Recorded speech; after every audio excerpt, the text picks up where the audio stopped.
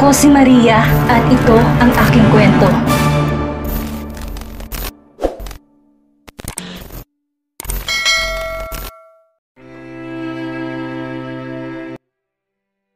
Samantalang si Daniel naman ng mga sandaling yon ay nagmamaneho sa kahabaan ng kalsada, nagpapalipas ng oras bago magpasyang bumalik sa bahay. Walang direksyon ang pagmamaneho niya at kung saan-saang kalsada lumiliko, makiiwas lang sa traffic. Hanggang sa mapadpad siya sa isang tahimik at may kadilimang kalsada. May mga ilaw naman ng poste ngunit sadyang malalayo sa isa't isa. Paliko ang daan kaya binaybay lang niya ang kalsada hanggang sa makita na niyang labasan. May ilang tao na rin siyang nakikita sa kalsada na naglalakad at isa na roon si Kyla. Dapat ay lalagpasan ito ni Daniel ngunit may nagtutulak sa kanyang bagalan ng takbo ng sasakyan. Sa huli ay napagpasiyahan niyang tanungin si Kyla. Bakit nasa labas ka pa ng ganitong oras? Pagkabiglang rumihistro sa mukha ni Kyla nang makita to. Sir, ano pong ginagawa niyo dito? Ikaw ang tinatanong ko. Anong oras na at bakit nasa labas ka pa? Saka pinasadahan ng tingin ng damit ng dalaga. Galing ka pa sa kumpanya? Humigpit ang hawak ni Kyla sa shoulder bag, saka nakagat ang ibabang labi. Ano po kasi, may tinapos lang po kaya ngayon lang po naka-out. Paliwanag niya. Halatang lungkot sa tono ng boses. Bakit ka naglalakad? Sa tanong na yun ni Daniel ay biglang naluha si Kyla at hindi na nga napigilang magsumbong. Naghihintay po ako kanina ng bus na masasakyan nang mapansin na wala na sa loob ng bag yung wallet ko. Nadukutan po ako. Habang nagpapaliwanag ang dalaga ay panay naman ang tapik ni Daniel sa manibela. Pinag-iisipan kung pasasakayin niya ba ito. Sa kotse o bibigyan na lamang ng pera pamasahe. Sa huli ay napagdesisyonan niyang ihatid na lamang ito at baka may mangyari na namang hindi maganda. Habang nasa daan, binuksan niya ang pinto ng sasakyan sa may passenger seat. Sakay na, ihahatid kita sa inyo. Napasinghap si Kyla at biglang umurong ang luha sa narinig. Nakakahiya po sir, aniya, pero sinamantala ng pagkakataon. Lumapit na siya at sumakay sa kotse. Salamat po talaga at pasensya na sa abala. Hindi naman nagkomento si Daniel at nagmaneho lang paalis sa lugar. Nakikituloy po ako ngayon sa kaibigan ng mama ko dahil sa probinsya po talaga kami nakatira. Kwento ni Kyla sa kasinabing address na tinutuluyang bahay. Halos kalahating minutong lumipas nang marating ang tinutukoy na lugar. Dito na lang po sir at hindi nakakasya sa loob ang kotse. Ani Kyla na pinahinto na ito sa pagmamaneho. Napakunot noon naman si Daniel sa itsura ng lugar. Halatang nasalaylay ng mga nakatira dahil masikip ang daan at sanga-sanga rin ng kable ng kuryente. Kung hindi kahoy ay pinagtagpi-tagping plywood at yero ang dingding ng mga bahay. Mukhang hindi din safe na daanan sa ganong oras ng gabi. Sigurado kang okay ka na dito? Tanong ni Daniel. Ayos na po ako dito. Salamat ulit. 2 na pong utang ko sa inyo at hanggang ngayon hindi ko pa po kayo natitreat ng pagkain. Medyo gipit po eh. Tapos ngayon ay talagang minalas pa. Ani Kyla na medyo nahihiya pa sa kinauupuan. Nagtagal ang tingin ni Daniel sa dalaga hanggang sa mag-angat ito ng tingin at magtagpo ang kanilang mga mata. Pakiwari ni Kyla ay dumating ng pagkakataon niyang makuha ang loob ni Daniel. Hindi siya maaring magkamali. Sa kilos sa tingin pa lang nito ay nasisigurong nakuha na niyang atensyon nito. Hindi ka pa ba aalis? Ani Daniel, napakurap si Kyla at natameme sa tinura nito. Sa isang iglap ay naglahong inaakala niyang, naririnig mo ba ako? Untag muli ni Daniel na nakataas na ang isang kilay. Sorry po, natatarantang saad ni Kyla saka nagmamadaling binaklas ang seatbelt, sabay bukas sa pinto ng sasakyan. Sa paglabas sa kotse muntikan pang madapa sa pagmamadali. Dahil sa hiya ay mabilis siyang naglakad palayo pero ilang sandali pa'y patakbong bumalik at lakas loob na sinabi ang nararamdaman. I like you. Gustong gusto kita Daniel. Naglakas loob ako ngayon at baka wala na akong pagkakataon na masabi pang feelings ko. Matapos ay muling tumakbo palayo. Si Daniel naman ay nabigla sa sinabi nito. Bahagya pang umangat ang gilid ng labi dahil sa tapang na ginawa ni Kyla. Hindi makapaniwalang ang ginawang pagtulong ay hahantong. Sa pag-amin nito ng nararamdaman, Nang makabawi mula sa natanggap na confession ay iiling-iling na hinawakan ni Daniel ang handle ng kotse dahil nakalimutan nitong isara ang pinto. Matapos ay nagmaneho na siyang paalis sa lugar pero sa halip na dumiretso pa uwi sa bahay ay isipan niyang dumaan na muna sa bar at doon na magpalipas ng magdamag. Papasikat pa lang ang araw ay nakauwi na si Daniel. Bago maiparada ang sasakyan ay napansin na niya ang nani na naglalakad patungo sa may garden habang karga si Luisa. Kaya sa halip na dumiretso papasok sa bahay ay sinundan niya ang nani na agad naman siyang napansing papalapit. "Good morning po sir," bati pa nito. Simpleng pagtangulang ang tinugon ni Daniel sa kabinalingan ng anak nang umingiti na kaagad pagkakita sa kanya. "Ba't ang agang nagising ng baby ko?" kausap niya pa sa anak. Humagikik ang bata kaya natawa na rin si Daniel. "Paarawan mo?" tanong niya sa nani. "Opo sir, kinuha ko na po siya sa kwarto at natutulog pa si Ma'am Cara." Patuloy lang na nilalaro ni Daniel ang anak at wala namang nararamdamang kakaiba. Maya-maya pa'y pumasok siya sa bahay at dumiretso sa master's bedroom. At gaya ng sinabi ng nani kanina ay natutulog pa nga si Cara. Hinayaan lang niya saka pumasok sa banyo para maligo. Ngunit natapos na siyang maligo, magbihis at naibalik na rin ng nani ang bata, tulog pa rin ito. Kaya nilapitan na ni Daniel ang asawa habang karga ang anak. "Cara, gising at kailangan mo pang pakainin si Luisa."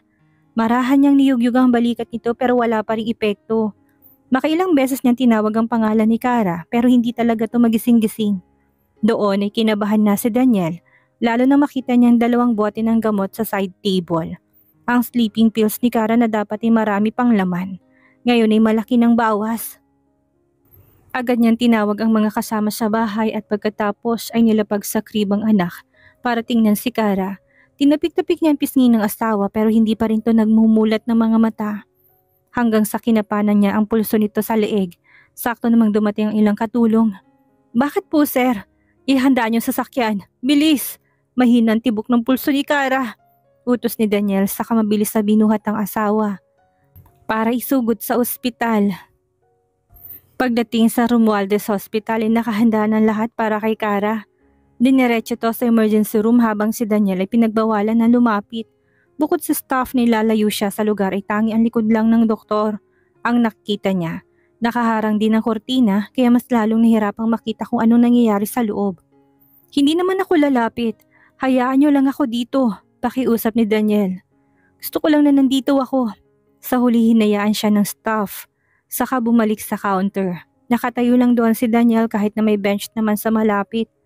Ang mga taong naroon ay gustong makiusyoso pero hindi pinansin ni Daniel ang nakukuhang atensyon dahil nasa isang direksyon lang ang tingin kay Cara.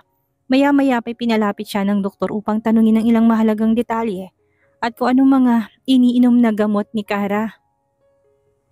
"Safe na po ba siya, Dok?" balik tanong niya sa halip na sagutin ito. "As of now, yes, pero kailangan pa namin siyang obserbahan dahil masyadong mahinang katawan niya. Kaya tinatanong kita kung anong mga iniinom niyang gamot." Sinabi naman ni Daniel kung anong mga naabutan at nakita niyang gamot na posibleng ininom ni Cara.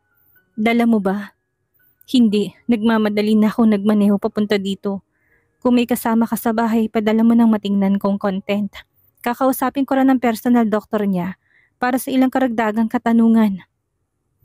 Pagkatapos ay isang mahinang tapik ang ginawa nito sa balikat niya. "She's gonna be alright, kaya hindi mo kailangan matakot. Relax lang sir." Natapos si Sakato umalis. Sa sinabi niyo ng doktor ay sakalang tuluyang nakahinga ng maluwag si Daniel.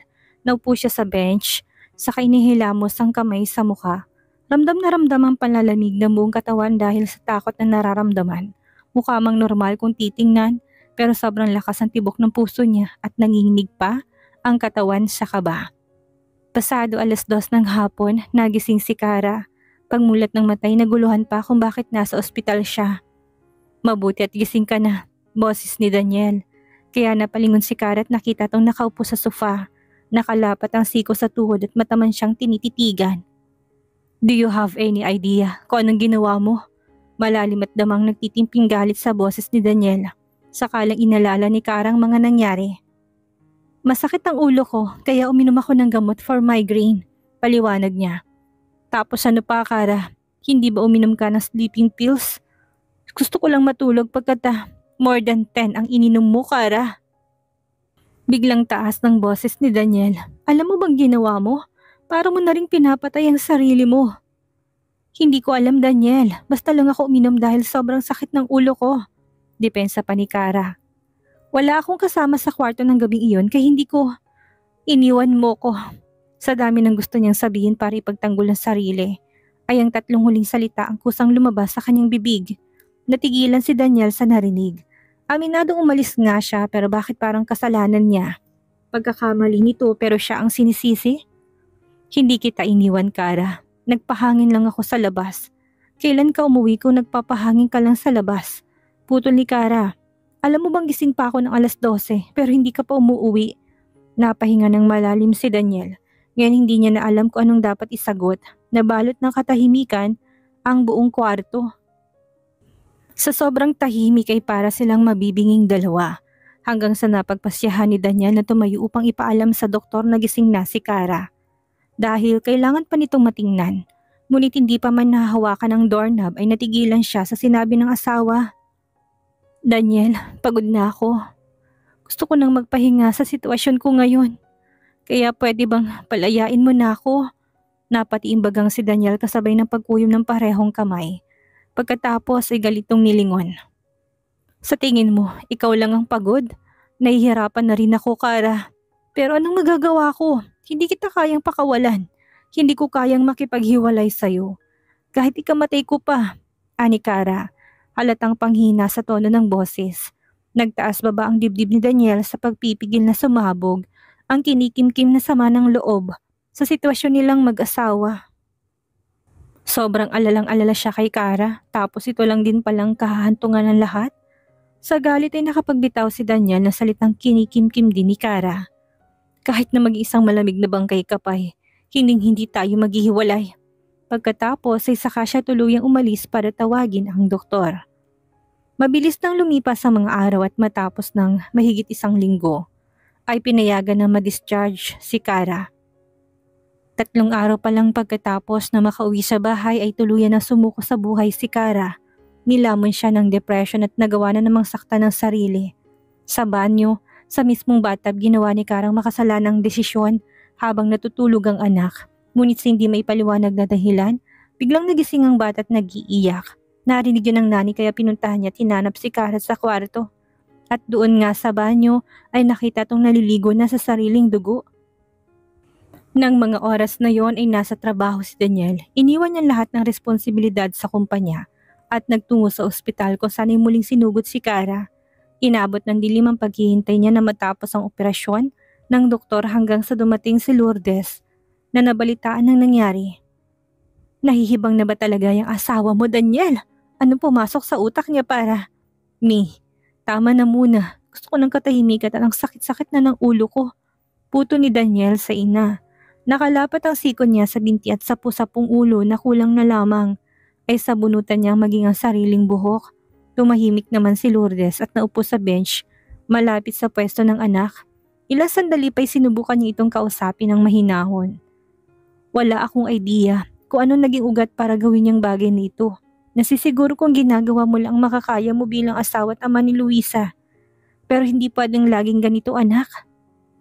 Sa kahinawakan ng kamay nito, nagawa na niya kaya sigurado ko malaki ang tsansang uulitin niyang muli ito. Hindi naman pwedeng sa lahat ng oras ay kailangan mo siyang bantayan para hindi niya saktan na sarili. At paanong media, sigurado akong pagpafiestahan ng kumpanya sa oras na malaman ng publiko na nag-suicide si Kara. Kaya bago mangyari yon ay ibigay mo ng gusto niya. Hiwalayan mo na siya. Pangungumbinsi pa ni Lourdes. Nilingon ni Daniel ang ina at pinakatitigan ng matagal. Pagkatapos binawi ang sariling kamay. Hanggang sa lumabas ang doktor mula sa operating room at sinabing ligtas na si Kara.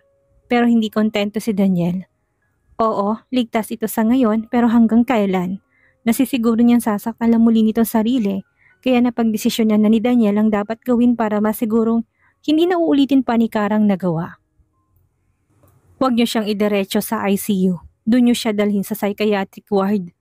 Hindi lang ang doktor kung hindi maging si Lourdes ay nabigla sa sinabi ng anak. Isang napakabigat na desisyon na kahit na maging siya, sa kabila ng puot na nararamdaman kay Kara hindi niya pa rin nanaising mapunta ito sa ganong klaseng lugar. Daniel, anong sinasabi mo? React ni Lourdes. Bakit may ilalagay sa ganung lugar si Kara? Hindi naman siya nasisiraan ng bait. Napatiin bagang si Daniel. Hindi pa ba sa ginawa niya sa sarili niya, sa tingin mo na sa matinong pag-iisip pa siya? Mr. Romualdez, wala pong sakit sa pag-iisip ang asawa niyo. May depression po siya na kailangang unawain at intindihin. Sabat naman ng doktor na tahimik si Daniel. Alam na alam naman niya yon dahil nagtapos siya ng medisina. Pero sadyang hindi na siya makakapag-isip ng maayos sa ginagawa ni Kara. Kung patuloy nitong sasaktan ng sarili, ay baka siya tuluyang masiraan ng bait. Sa ngayon, ang gusto lang niya ay matigil ng asawa sa pananakit nito sa sarili. At wala siyang ibang nakikitang paraan kung hindi ang ilagay ito sa psychiatric ward. Sundin niyo na lang ang inuutos ko. Gusto ko ng mahigpit na security sa kanya. Maliban sa akin ay wala nang iba pang pwedeng dumalaw sa kanya. Pinal na utos ni Daniel. Hinawakan ni Lourdes ang braso nito. Anak, mas lalo lang sasamang loob ni Kara sa gagawin mo. Para mo na rin siyang ikinukulong. It's for her own good, Hindi ko naman to gagawin ko hindi para sa kanya. Alam mo ba kung anong sinabi sa akin ng nani habang papunta ako dito sa ospital? Na sinabihan siya ni Kara na ito nang bahalang magpatulog sa bata at pwede na mag-day off pagkatapos. It means ay pinagplanuhan niya ito. Ni hindi na nga niya naisip si Luisang maiiwan. Sa taas ng emosyon ni Daniel ay nasisigawan na niya ang mga salitang halos umalingaw-ngaw sa buong pasilyo.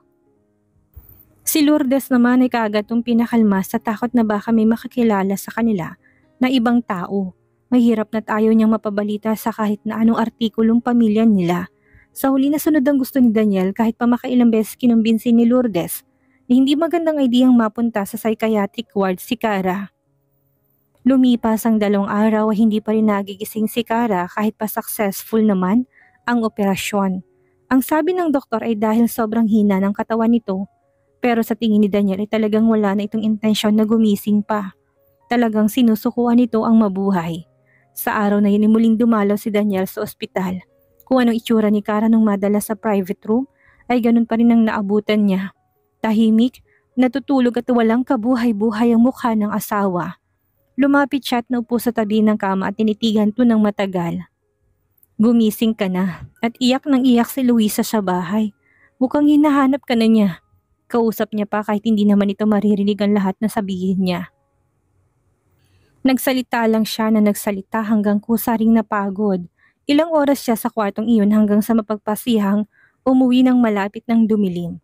Pagdating sa bahay ay sobrang tahimik ng kwarto. Ang batay nilipat na muna sa guest room kasama ng nani. Kahit malinis at wala ng bahid ng dugo ang banyo, maging ang sahig ng kwarto hindi pa rin maiwasan ni Daniel na isipin kung ano naging itsura ng lugar matapos makita si Kara sa ganong kalagayan na halos wala ng buhay. Mahinang katok sa pintong pumukaw sa atensyon ni Daniel. Sir, nakahanda na pong hapunan. Pahayag ng katulong sa tahimik na umalis. Sumunod naman si Daniel ngunit kahit sa pagkain wala siyang gana. Nakailang subo lang siya at pagkatapos ay umalis na. Sa halip na magpahinga sa kwarto ay sa study room siya dumiretso. Pakaramdam niya mas lalo lang bibigat ang pakaramdam kung doon sa master's bedroom siya matutulog. Ngunit kahit anong gawin ni Daniel ay hindi siya makatulog sa dami ng iniisip. Sa huli may kinuha siyang dokumento sa drawer, divorce agreement and condition na kahapon lang niya ipinaproseso sa abogado. Nasa punto na siya ng pagdidesisyon na ibigay na lamang ang nais ni Kara, ang maghiwalay sila kahit patutol siya. Magdamag niyang pinag-isipan kung anong dapat niyang gawin hanggang sa tuluyang makatulog. Kinabukasan ay mabilis lang dumaan ang mga oras hanggang sa namalayan na lamang niya na isang panibagong araw muli ang lumipas. Binalita sa kanya ng doktor na nagising na sa wakas si Kara, kaya nagtungo agad si Daniel sa ospital. Pagdating ay kaagad siyang naupo malapit sa kama. Inobserbahan si Karang wala pa sa wisyo at natutulala. Natatandaan mo pa bang ginawa mo? Aniya, nagbabala ng tingin si Kara, kaya nagpatuloy si Daniel. Talaga bang gusto mo nang mawala sa mundo? Wala pa rin tong reaksyong kinairita ni Daniel. Kaya binigyan niyan dalang dokumento. Itong gusto mo hindi ba, ang maghiwalay tayo? Pwes, pagbibigyan na kita sa gusto mo. Sa narinig ay nagangat ng tingin si Kara, bigla siyang nabuhayan. Pero agad din naglaho dahil si Daniel nga pala tong kaharap niya. Imposibleng basta lang itong makikipaghiwalay ng ganong kadali. Anong kondisyon naman ang kapalit? Diretsahan niyang tanong. Ililipat ka sa ibang facility, magpapagaling ka doon at pagkatapos ay malaya ka na. Ang custody ni Luisa ay sa'yo rin. Basahin mo na lang dyan sa dokumento kung ano pang matatanggap mo once na maghiwalay tayo. Hindi na mahalaga kay Kara kung ano pang mga ari-arian ang mapupunta sa kanya. Ang gusto lang niya ay makalaya kay Daniel at mapunta sa kanyang anak. Okay, papayag ako basta tuparin mo lahat ng sinabi mo. Ani Kara. Napatiimbagang man ay nanatiling kalmado si Daniel. Ito ang desisyon niya para masigurong manatiling humihinga at hindi sumusuko sa buhay si Kara. Kahit na ikawasak niya pa. Sa araw ng paglipat ni Kara sa ibang facility, hiniling niya na makasama kahit sandali ang anak. Ngunit hindi niya inaasahan na isasama pala ni Daniel ang kanyang ina. Lumuluha ito habang karga ang bata.